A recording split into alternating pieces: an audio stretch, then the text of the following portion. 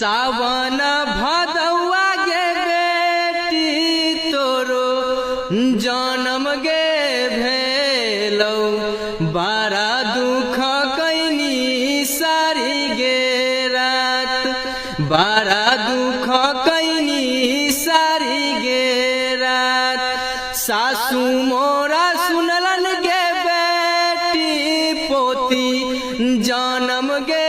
भेलै ठोकी लेलन बाजार गे के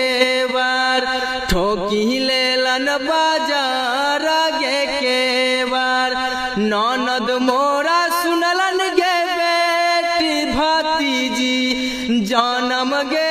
भेलै घरे घर